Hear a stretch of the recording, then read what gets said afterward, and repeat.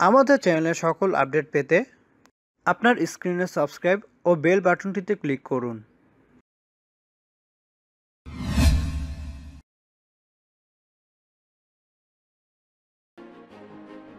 গরম পানি পানে গর্ভের শিশুর ক্ষতি হয় কি না? সহজে বলতে গেলে গরম পানি পান করলে গর্ভের শিশুর ক্ষতি হয় না, কিন্তু এই গরম পানি পান করতে গিয়ে আপনার জিহ্বা বা মুখ বা গলা পুড়ে গেলে সমস্যা হবে।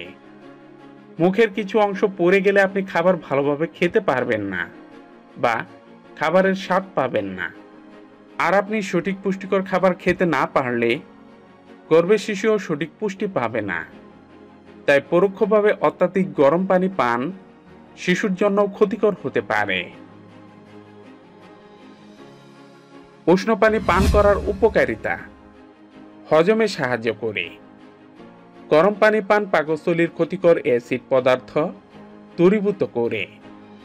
গরম পানি গলা দিয়ে নামার সময় খাদ্যনালীর দেওয়াল ও পাকস্থলী পরিষ্কার করে। এছাড়া শরীরের অতিরিক্ত চর্বি তেলে রূপান্তরে সাহায্য করে। কোষ্ঠকাঠিন্য বা কষা: কোষ্ঠকাঠিন্যে ভোগে না এমন গর্ভবতী পাওয়া মুশকিল। একবার কষা হলে আপনার খাদ্য ব্যবস্থায় কিছুটা পরিবর্তন যেমন আনতে হয়, তেমনি নিয়মিত উষ্ণ পানি পানের অভ্যাস করতে পারেন। এতে আপনার মল নরম হবে এবং আপনি স্বস্তি পাবেন। গরম পানি পানে সাবধানতা: যে গরম পানি পান করবেন সেটা যেন ভালো মতে ফোটানো হয়। এই পানি পান করার সময় সাবধান থাকবেন যাতে গরম পানি আপনার পেটে বা শরীরে না পড়ে। বেশি গরম পানি পান করলে কিডনিতে চাপ পড়তে পারে।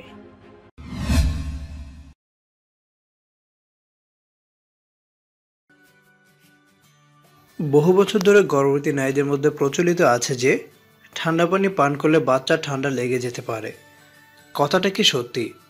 বাস্তবতা হলো, এ যাবৎ যত গবেষণা হয়েছে তাতে কোথাও পাওয়া যায়নি গর্ভবতী ঠান্ডা পানি পান করলে বাচ্চার ঠান্ডা লাগে।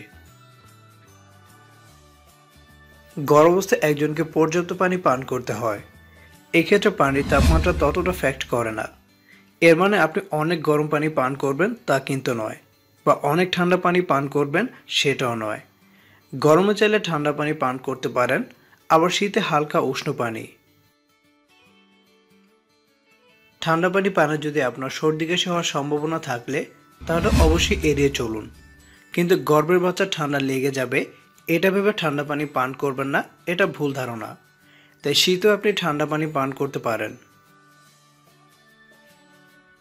অনেকে বিশ্বাস করেন গর্ভাবস্থায় অত্যধিক ঠান্ডা পানি পান করলে গর্ভের বাচ্চার পরবর্তীতে নিউমোনিয়া, হাঁপানি বা অন্যান্য ফুসফুসজনিত রোগ হওয়ার সম্ভাবনা থাকে। সত্যি হলো, এই বিশ্বাসগুলো পুরোটাই ভিত্তিহীন, যা মানুষের চিন্তাধারা মাত্র। আপনি যা খাবার খান বা পানি পান করেন সেটা সরাসরি বাচ্চার কাছে পৌঁছায় না। আপনার দেহের বিভিন্ন স্তর পার করে আম্বিলিক্যাল কর্ডের মাধ্যমে বাচ্চাতে পৌঁছায়। তাছাড়া আপনার চারপাশের পরিবেশ ঠান্ডা থাকলেও দেহের অভ্যন্তরভাগ কিছুটা উষ্ণ থাকে। তাই ঠান্ডা পানি যখন বিভিন্ন নালীর মধ্যে দিয়ে গর্ভের বাচ্চাতে পৌঁছায় তখন সে পানিটা আর ঠান্ডা থাকে না। তার মানে বাচ্চার কাছে সবসময় উষ্ণ পানি পৌঁছায়।